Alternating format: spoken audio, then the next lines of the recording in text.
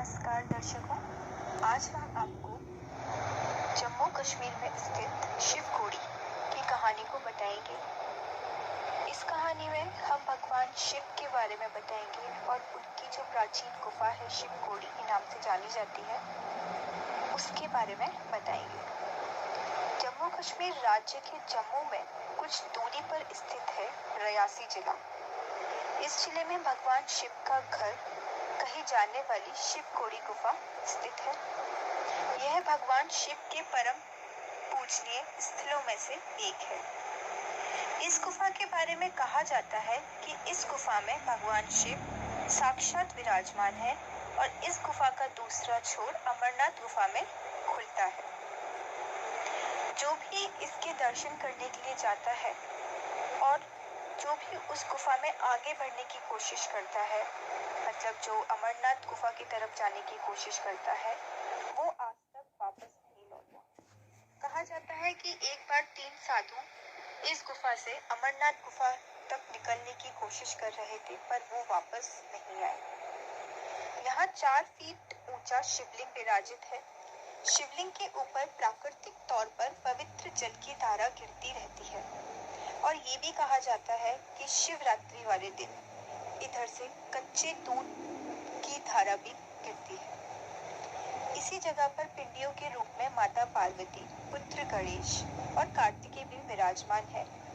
डमरू के जैसा आपको एक आकृति दिखाई देगी पहाड़ों में ही, जिसको बजाने से डमरू की आवाज निकलती है। आपको यहाँ पर भगवान शिव, पार्वती, गणेश और कार्तिकेय जी की भी पिंडियों के रूप में दिखाई देंगी। स्थानीय लोगों के माने तो जो कोई शिवलिंग और पिंडियों के दर्शन करके आगे की ओर बढ़ता है, मतलब जैसा मैंने आपको बताया कि गुफा के अगर कोई अंदर और जाने की कोशिश करता है तो वो वापस आज तक नहीं आया। पौराणिक कथा के अनुसार इस गुफा के बारे में हम कुछ बताते हैं। पौराणिक कथा के अनुसार भस्मासुर ने घोर तप कर भगवान शिव को प्रसन्न किया। उसने शिवजी से वर मांगा कि वह जिस किसी के सर पर भी हाथ रख दे वह भस्म हो जाए।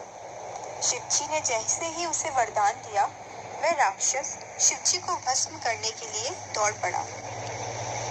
शिवजी को भस्मासुर से युद्ध करना पड़ा।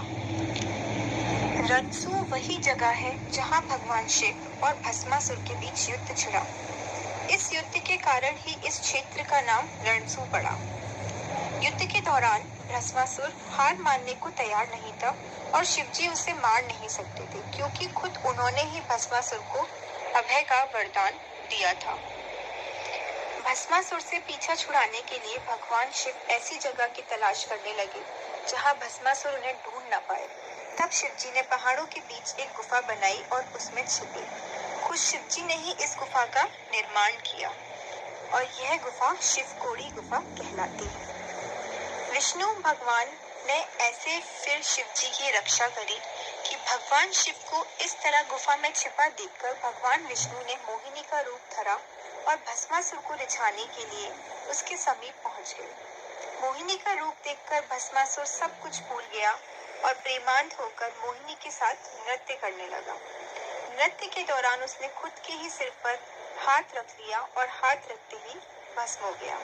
भस्मासुर के खुद को ही भस्म कर लेने के बाद भगवान शिव गुफा से बाहर आए।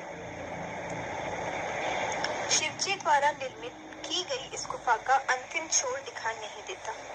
कहते हैं कि अंदर जाकर ये गुफा 2 भागों में विभाजित हो जाती है, जिसका एक छोर अमरनाथ गुफा में खुलता है और दूसरे के अंतिम छोर के बारे में जानकारी ही नहीं। मान्यता है कि गुफा के अंदर स्वयं शिवजी साक्षात विराजित है। आशा करती हूँ आपको सुन करके अच्छा लगा होगा।